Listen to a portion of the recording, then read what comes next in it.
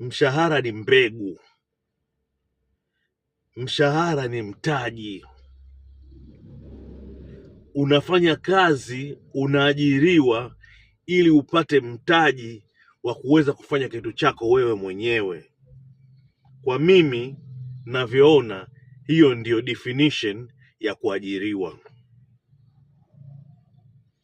Kwa maana hiyo, ukishaajiriwa ukawa na tabia njema, ukaweza kubadilisha system yako ya maisha, ukaweza kusave hela zako, kazihifadhi, ukaanza kuwekeza, hapo ndipo unapoenda kutoboa. Mshahara ule ni kama mbegu.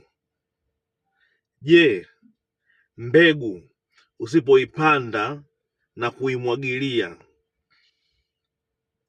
kuna kitu ambacho utakivuna ukile? Hamna. Mbegu yenyewe kama mbegu haiwezi kuzalisha, la sivyo utaila tu kama maharage alafu itapotea.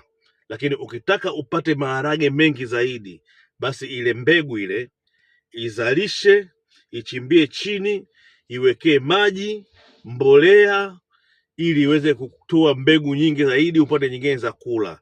Na sana mshahara wako ni mbegu, ufukie chini, umwagilie. Kuwa na tabia njema, hifadhi hela, anza kuwekeza kidogo kidogo, basi utapata hela nyingi na utatoboa. Ivan the Don, I always love you mjomba.